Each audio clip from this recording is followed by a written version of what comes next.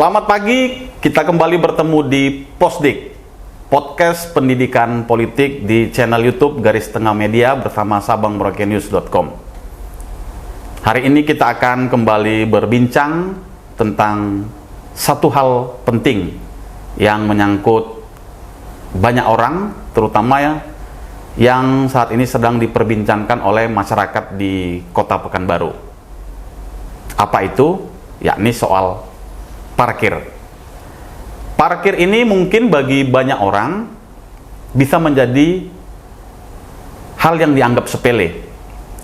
Tetapi dalam kenyataannya, dari banyak pemberitaan media-media yang ada di Provinsi Riau, di Kota Pekanbaru, hari ini parkir telah memicu keresahan sosial. Mungkin bagi sebagian kecil orang, parkir bisa menjadi sumber mata air, tapi dampaknya bagi banyak orang, parkir bisa menjadi sumber air mata.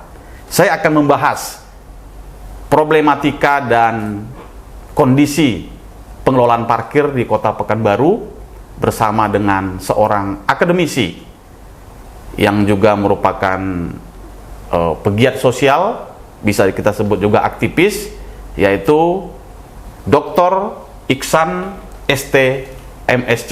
Selamat pagi, selamat Bang. Pagi, Bung Raya. Apa kabar, Bang? Alhamdulillah sehat. Ya. Sekilas saya memperkenalkan sosok Dr. Iksan, yaitu seorang ahli di bidang perencanaan, kebijakan perencanaan pembangunan. Beliau adalah lulusan S2 dan S3 dari Utah University, USA, yang kesehariannya memang secara keilmuan itu banyak bekerja di bidang perencanaan, khususnya menyangkut jembatan. Oleh karena itu ini agak unik, karena hari ini kita membahas parkir. Beliau adalah seorang sosok insinyur, seorang perencana struktur yang kepakarannya itu adalah di bidang jembatan dan dulu di bidang jembatan. Nah, dan juga banyak berkecimpung sebagai tenaga ahli atau konsultan di bidang perencanaan pembangunan. Bang Iksan, ini kenapa bisa tiba-tiba Bang Iksan bicara tentang parkir? Bisa diceritakan, Bang? Iya, sebetulnya nggak tiba-tiba juga ya, karena parkir ini kan sudah sejak lama itu di Pekanbaru ini ya orang ramai ya memperbincangkan ya. Mulai dari pertama kenaikan tarif parkir dulu kan, ya dari yang 1.000, 2.000, 1.000 sepeda motor, 2.000 mobil itu jadi 2.000, 3.000. Ya, sejak itu jadi ramai nih, ya. Yang menjadi lebih ramai lagi itu ya, dan banyak dikeluhkan masyarakat itu maraknya tempat-tempat parkir. Ya itu ya. Jadi bukan hanya kenaikan tarifnya yang di semua tempat sama, ya, di sudut-sudut jalan pun, di warung-warung kecil pun sama, ditambah lagi dengan hampir semua tempat itu ada tukang parkirnya, ditagih gitu. Di mana ada orang berkumpul, jadi orang nggak boleh berhenti gitu. Ya, itu ribut kan. Ya, tadi saya dengan beberapa teman ya dibantu teman-teman ya, itu ngelihat itu perdanya, ya dasar hukumnya. Kalau kita kan penyelenggaraan di negara kita ini kan berdasarkan hukum ya, termasuk juga penarikan retribusi atau bayaran kita parkir itu. Jadi teman-teman nunjukkan itu ada perdanya, ada perwakunya, bagaimana sebetulnya riwayatnya itu. Nah, sehingga saya ngelihat ya selain itu, wah ini banyak ini yang lari dari semangat perdanya, kemudian yang tidak sesuai dengan maksud penyusunan pengaturan parkir itu, ya termasuk besarannya, kemudian parkir yang di mana-mana orang jadi mengut parkir, padahal kan parkir itu kan tertentu. Yang boleh dipungut itu di wilayah-wilayah yang disediakan oleh pemerintah daerah. Ya, tidak bisa di halaman rumah saya datang petugas parkir narik parkir, itu nggak boleh kan, itu haknya saya. Nah, sekarang ini seperti itu yang terjadi. Nah, sehingga saya sebagai ya katakanlah ya barangkali bisa membuat sedikit analisis, buat catatan, ya saya susun itu Bung Raya, ya saya susun, ya kemudian ini harus disalurkan, ya kita kan nggak bisa wah ini parkir nggak benar, ini nggak benar, ini apa deh yang nggak benar tuh yang mananya, makanya saya susun di pasal ini, makanya saya berikan ya ke media, ya Bung Raya juga terima. Saya berikan ke Dewan ya waktu itu ke fraksi PKS ya, kita punya teman di sana, saya sampaikan tolong ini diperjuangkan ya, disampaikan detailnya udah saya susun nah, supaya bapak-bapak ndak bingung lagi hanya ini, tinggal artinya ini dia yang penjabaran ya. Kemudian saya juga minta waktu ke Dinas Perhubungan untuk menyampaikan ini, cuma memang masih belum duduk waktunya ya, mudah-mudahan dalam waktu dekat bisa dialog. Supaya apa? Supaya penyelenggaraan parkir ini benar ya, kita tidak menampik kan bahwa daerah perlu mengatur tentang parkir ya, kemudian bisa ditarik retribusinya ya, tapi tidak bisa juga semena-mena. Ada aturannya, dan kalau misalnya tidak sesuai dengan peruntukannya, haknya, itu bisa jadi pungutan liar. Pungutan liar bisa pidana. Itu ada pidana itu, betul. Ada pidana gitu ya. Jadi Bang Iksan, kalau semangat perda tentang parkir, yaitu Perda Payung Hukum 2016 ya? Ya, 14 2016. Perda 14 tahun 2016, secara umum itu baik ya? Iya, Perda nomor 14 tahun 2016 itu menurut saya sudah cukup baik. Sudah cukup baik. Artinya di sana diatur zonasi. Ya, zonasi itu besaran retribusi atau bayaran parkir itu tidak sama di seluruh kota ini, dibagi-bagi. Daerah yang padat ya, yang prime ya, yang favorit lah gitu, yang mungkin bisnis lah, ya, berisiko menimbulkan gangguan yang banyak, nah, itu bayarannya tinggi. Bayarannya tinggi karena apa? Karena ya situ orang yang belanja situ mungkin belanja partainya banyak, atau barangnya barang yang mahal-mahal, yang elit-elit kan, anggap ada orang sanggup bayar di sana. Tapi kalau misalnya bayaran yang segitu, kalau di Perda itu masuk zona 1. Zona 1 itu 4.000 sepeda motor, 8.000 mobil. Nah, tapi kalau yang 4.000 itu atau 2.000 itu dibawa ke daerah pinggiran, ya orang jual bakso, orang jual kedai-kedai sayur, atau di Alfamart yang barang-barang harian gitu, ya. Bayarnya segitu juga, 2.000 juga, nah itu jadi nggak adil kan? Ya, jadi nggak adil. Kenapa? Karena itu orang harian sekali parkir 2.000, sekali parkir 2.000, kalau mobil sekali parkir 3.000, akhirnya ya, padahal prinsip dalam Perda itu ada namanya prinsip keadilan. Kemudian prinsip bahwa sesuai dengan kemampuan masyarakat. Nah, itu. Jadi tidak boleh disamaratakan. Tidak boleh disamakan ya. Cuma zonasi itu saya nggak tahu juga nih kenapa nggak ditetapkan tuh daerah mana. Memang di Perda itu belum ditetapkan tuh daerah mana yang masuk zonasi. Seharusnya tuh yang ditetapkan dengan Perwako. Artinya zonasi ini dulu yang dirumuskan dalam Perwako untuk menentukan titik mana yang masuk ke dalam zonasi 1, 2, dan 3. Betul. Ya, sehingga tadi bisa beragam. Enggak sama. Benar. Ya, Bang Iksan, soal parkir ini, kalau dalam Perda atau maupun Perwakonya itu kan diatur bahwasanya pungutan retribusi parkir ini dilakukan di badan ruang jalan ya. Ruang milik jalan. Ruang milik jalan. Ruang milik jalan. Nah, kalau hasil kajian Bang Iksan dan kawan-kawan itu apa sih sebenarnya ruang milik jalan ini? Ya, jadi gini ya. Nama retribusi kita ini kan retribusi parkir tepi jalan umum. Nah, itu judulnya tuh. Betul. Ya, jadi kalau penghasilan dari parkir itu ada dua sebetulnya. Pertama pajak parkir. Yang kedua retribusi parkir di tepi jalan umum. Kalau pajak parkir itu yang kita lihat di hotel tuh. Hotel, kemudian di mall, ya itu yang ada ampang-ampangnya, ada tiketnya, ada apanya itu kan. Nah, itu pajak parkir. Pajak parkir itu dikelola oleh yang punya lahan itu, yang punya tempat itu. Berarti fasilitas parkirnya dimiliki oleh pemiliknya. Nah, mereka boleh narik, bayarannya. Tetapi 30% dari yang mereka terima harus disetor ke Pemda. Ke Pemda. Nah, itu namanya pajak parkir. Ya. Ya. Karena itu haknya pemerintah diatur dalam peraturan perundangan tentang pajak parkir itu. Itu tentang pajak parkir ya. Nah, yang diributkan sekarang ini bukan yang pajak parkirnya, tapi yang retribusi parkir tepi jalan umum. Ya. Nah, retribusi parkir tepi jalan umum ini yang namanya retribusi beda dengan pajak. Ya. Kalau retribusi itu sifatnya pelayanan yang dikembalikan ke masyarakat. Ya. Jadi kalau kita misalnya retribusi sampah, Ya. kita kan bayar, tapi sampah kita diangkut.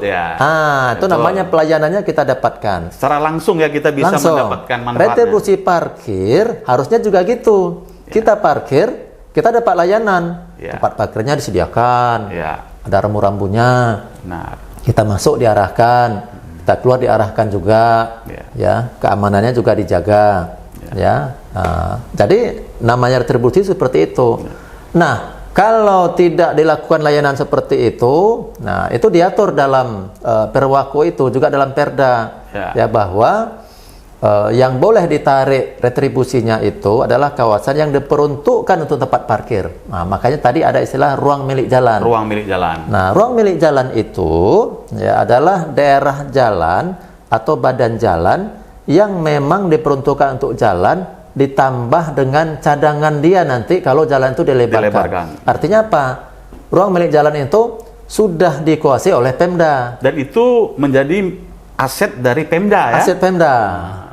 Oke, itulah ruang milik jalan. Ruang milik jalan. Nah, itu yang bisa ditarik retribusinya. Itu pun sebenarnya bisa ditarik kalau dia sudah menyiapkan di situ fasilitas, ada rambu-rambu, ada markanya, batas parkirnya itu. Nah, itu yang disebutkan di Perda di Perwako 138. Bisa diatur sebetulnya. Nah, tuh.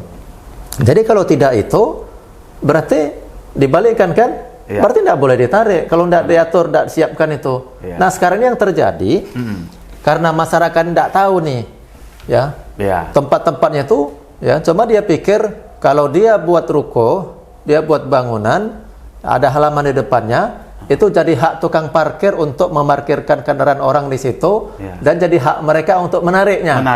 Padahal itu adalah lahan milik si pemilik bangunan. Ya, milik saya misalnya kan, milik saya. Ya suka-suka saya lah. Dan itu bukan bagian dari ruang milik jalan. Bukan ruang milik jalan. Tapi memang ada beberapa tempat yang ruang milik jalan itu agak masuk ke halaman ruko itu kan. Nah, kalau yang agak masuk seperti itu harusnya diklaim oleh pemerintah. Dan diberikan rambu-rambu ya. Berikan rambu-rambu. Kalau yang di situ itu tidak punya pemerintah, itu tidak bagian kami.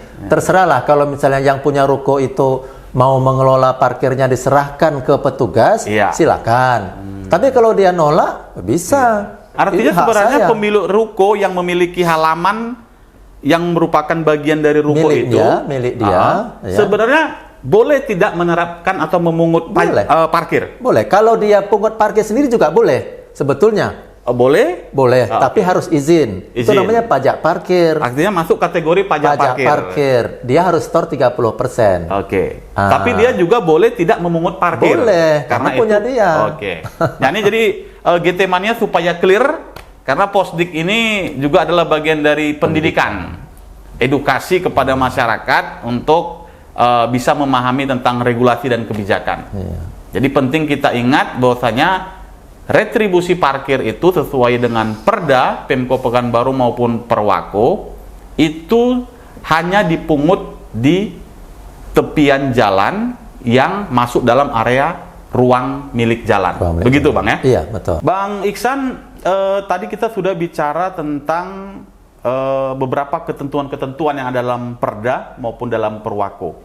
Kita mau back atau kembali sejenak, yaitu soal persoalan tentang zonasi parkir dulu. Zonasi parkir. Dalam kenyataan tadi kan Bang Iksan sudah menyampaikan bahwa implementasi di lapangan penerapan retribusi tidak dilakukan berdasarkan zonasi, alias semua tarif, apakah itu di kawasan yang menjadi pusat bisnis, pusat keramaian, dengan yang ada di gang-gang kecil di pemukiman masyarakat itu disamaratakan, yaitu sepeda motor 2.000 dan kendaraan roda 4 mobil 3.000. Nah, ini Bang Iksan bagaimana nih ke Pemda ya, utamanya Pemko Pekanbaru. Ya. Jadi memang gini ya. Jadi di Perda itu, Perda 14 tahun 2016 itu memang ada satu pasal ya yang menyatakan bahwa besaran retribusi parkir itu bisa pertama besaran retribusi parkir ditetapkan dengan Perwako ya, bisa ditetapkan dengan Perwako dan bisa diubah dalam waktu 3 tahun. Nah, memang disebutkan di situ. Ya. Nah, celah itulah yang dilakukan oleh Pemko untuk mengubahnya. Ya, jadi kalau dia mengubah tarifnya itu zona 1, zona 2, zona 3, zona 4 jadi 2.000 sama 3.000, itu memang dia menggunakan celah itu di Perda. Artinya secara hukum itu oke saja. Memang dibolehkan. Dia mengatur jumlahnya. Tetapi semangatnya itu, semangat Perda itu nggak dapat dia. Tidak dapat. Nah, semangat keadilan, semangat kemampuan masyarakat ya, prinsip-prinsip itu nggak dapat. Dia mungkin hanya semangat optimalisasi untuk PAD. Untuk PAD. Tapi bagi masyarakat keadilan dan apa tadi nggak dapat. Nah, seperti itu. Ya. Nah, kalau begitu sebenarnya berarti Pemko ini kan harus menyelesaikan dulu soal pemetaan zonasi ya? Iya. Kalau mau adil, mau fair, artinya kan sayang juga ya tempat-tempat yang favorit itu orang bayarnya cuma 2.000 terus parkirnya lama ya. Sebetulnya bisa dibuat juga misalnya Pemko dibuat tarif per jam seperti yang di hotel, di mall, di pajak parkir ya. Seperti yang di pajak parkir. Di retribusi dia bisa terapkan itu juga, tinggal buat Perwakonya. Yang parkir di Sudirman ya per jamnya 2.000 misalnya, tambah lagi, tambah terus. Nah, itu bisa diatur dengan Perwako. Artinya yang memang dia orang kemampuan masyarakatnya bayarnya bisa bagus, diterapkan itu. Tapi yang di pinggir-pinggir ini jangan. Kasihan masyarakat kita. Masyarakat mengeluhkan dia sehari keluarkan itu yang rata-rata 20.000 katanya sehari. Ada yang bisa sampai 45.000. Apalagi kalau misalnya bidang kerjanya harus keluar masuk itu. Itu yang yang kita usahakan ya, upayakan supaya itu diubah ya Perwakonya itu, karena menyulitkan masyarakat. Artinya timpang ya. Seharusnya kan diambil daripada kemampuan masyarakat yang dia daya bayarnya tinggi dan kepentingannya juga tinggi di situ ya, sesuai itulah yang tarif yang tinggi. Jadi zonasi itu penting. Zonasi itu penting. Dan itu harusnya menjadi PR pertama dulu. Sebelum mereka merambah semua wilayah-wilayah ini ya. Kemudian yang kedua poinnya tadi itu ruang yang boleh ditarik parkir itu ditetapkan, ditegaskan oleh pemerintah. Jangan dibiarkan masyarakat ini bingung dengan area abu-abu. Dan pendidikan seperti ini harus disampaikan, disosialisasikan. Jadi masyarakat itu dikasih tahu haknya. Dan saya juga mengusulkan di di gugatan itu, di permintaan itu, supaya pemerintah membuatkan semacam lembaga pengaduan atau apakah namanya untuk masyarakat yang bisa mengajukan keberatan. Misalnya saya nggak setuju nih tempat saya ada tukang parkir, saya nolak nih susah nih, nanti bentrok. Saya ngadu nih. Kemana itu kanalnya ya? Nah itu, artinya kan pemerintah kan melayani masyarakat ya. Ini memang tidak sesuai, ini dia tinjau. Oh iya Bu, ini bukan wilayahnya tempat parkir yang umum ini wilayah Bu. Ya udah nanti kami kasih tahu tukang parkirnya. Harusnya kan gitu. Jadi masyarakat terlindungi. Ini enggak, masyarakat, saya baca ada berita satu usaha tutup gara-gara apa? Gara-gara orang nggak mau ke tempat saya, karena ke tempat saya setiap parkir bayar terus. Dia ke tempat yang lain aja. Itu kan jadi malah repot. Itu kita beritain lokasinya di Marpoyan Damai. Bung Raya tuh ya, di Sabang tuh ya. Di Sabang Merauke. Kita ternyata juga di medsos menjadi perbincangan. Saya lihat tuh, waduh ini kasihan tuh. Setelah itu saya Bung Raya? Gimana nih caranya nih saya nyusun ceritanya ini? Itu. Benar. Jadi itu salah satu Getemania, salah satu dampak dari persoalan yang kita perbincangkan ini, memang ini fakta. Kita bukan mengarang-arang. Ada satu tempat usaha seperti minimarket deh. Minimarket di wilayah Kota Pekanbaru yang pemiliknya, kebetulan saya sudah juga komunikasi, saya tanyakan ulang, saya klarifikasi ulang, benar nggak usaha itu tutup karena memang ada komplain pelanggan yang menjadi sepi orang berbelanja. Iya. Ternyata benar. Bahkan disampaikan ada boleh membayar secara bulanan kepada orang parkirnya, tapi si pemilik lahannya, halamannya itu halaman punya ruko. Halaman itu ruko kan? ya. Oh. Nah, jadi si pemilik usaha nyampaikan ke kita, tarifnya yang dipatok bulanan itu terlalu tinggi. Nah, dari beliau juga saya dapat satu informasi, kami punya karyawan lebih dari 4 orang, sementara petugas parkir hanya 1. Artinya ini kan membunuh 4 orang demi menyelamatkan 1. Iya. Nah, ya mungkin itu semacam analogi yang dipakai untuk memperbandingkan sejauh mana sebenarnya dampak tata kelola parkir yang hari ini di Kota Pekanbaru masih menjadi pergunjingan publik. Bang Iksan, Bang Iksan ini kan warga, ya. Sementara banyak sebenarnya ya katakanlah otoritas yang punya kewenangan untuk memperjuangkan ini bagaimana perparkiran terutama di tepian jalan umum ini bisa dilakukan sesuai dengan ketentuan, memenuhi azas keadilan dan memenuhi aspek kemampuan ekonomi masyarakat. Ini sudah disampaikan kemana saja nih gugatan publik ini? Ke DPRD apakah sudah disampaikan dan bagaimana responnya? Iya, saya pertama kali itu sebetulnya sebelum ke DPRD, saya udah ngontak Kepala Dinas Perhubungan. Ya. Saya minta, Pak, saya mau menyampaikan sesuatu nih tentang pengelolaan parkir. Ada masukan, ada permintaan ya untuk supaya lebih baik. Ya, memang ditanggapi sama Pak Kadis, Pak Juliarso. Ya. Oh ya, nanti kita siapkan waktunya. Cuma memang ini sudah beberapa hari nampaknya beliau sibuk kan. Ya, hari Senin itu waktu itu. Hari Selasa saya jumpa dengan DPRD Kota Pekanbaru. Dan waktu itu yang menerimanya, yang bisa menerima fraksi PKS sudah saya sampaikan. Ya, dan saya jelaskan. Ya, mereka awalnya kan bingung juga. Ini yang mana nih masalahnya? Kan baca peraturan perundangan kan repot juga tuh, Bung Raya. Ini sudah saya sampaikan secara tertulis, saya jelaskan. Oh ya, ini yang kami inginkan. Ya, jadi mereka sudah dapatkan itu dan rencananya mau dibahas di komisi. Kalau fraksi ini kan istilahnya channelnya masuknya masyarakat nih. Kalau teknisnya nanti di komisi, artinya itu kan perwakilan dari DPRD-nya semuanya. Seluruh fraksi-fraksi ada di komisi. Ada di situ. Jadi mau dibahas di situ. Mudah-mudahan ya ini bisa menjadi semakin kuat ya. Ya, semakin kuat. Nanti di Dishub mendapatkan keterangan juga kalau misalnya saya berkesempatan menjelaskannya, Bung Raya mungkin bisa ikut juga.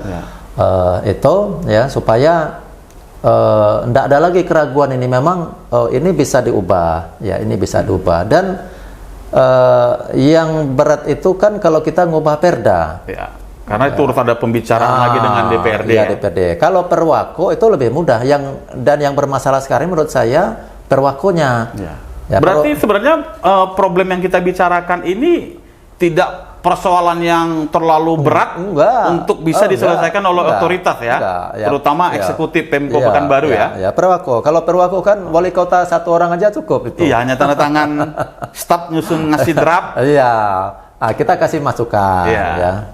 Cuma mungkin kan bukan hanya isi perwakonya, tapi implementasinya nanti di lapangan yang kita harapkan juga kan. Tapi dasarnya tentu ada perwakonya, sehingga bisa pelaksana di lapangan itu menjalankan sesuai perwako. Sebetulnya sesimpel itu ya. Cuma memang ya karena ini kan lembaga pemerintahan kan ada mekanisme segala macam birokrasi ya.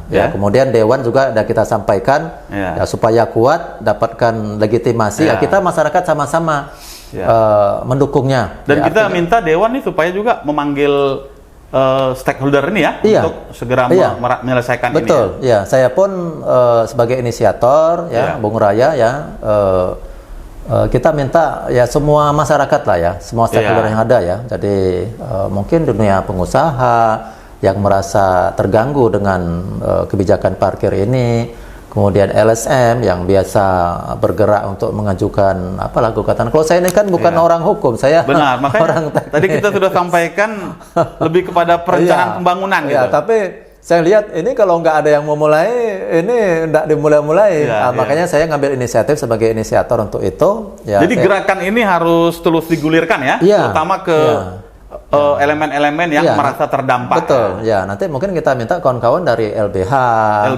Lembaga Konsumen, Perlindungan Konsumen, KI, mahasiswa juga nih. Mahasiswa, dunia akademisi. Karena mahasiswa kan mungkin untuk bayar parkir berapa mereka kan? Ya supaya ini bisa kita dorong dan meyakinkan pemerintah memang ini harus diselesaikan segera.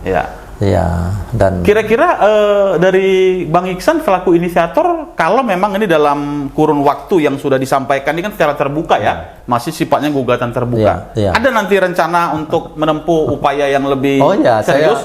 Kalau misalnya lewat gugatan hukum, class action, citizen suit? Ya, ada beberapa kemungkinan kan. Yang paling mudah tuh kan lewat jalur formal sekarang ini nih. Ini artinya jalurnya elegan kan.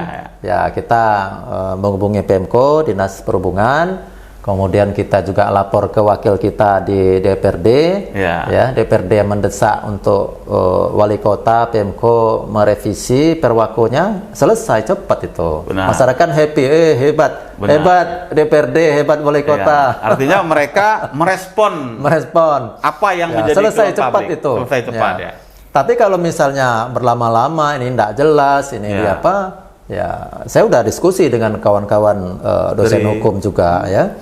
Dia bilang ada kemungkinan yang pertama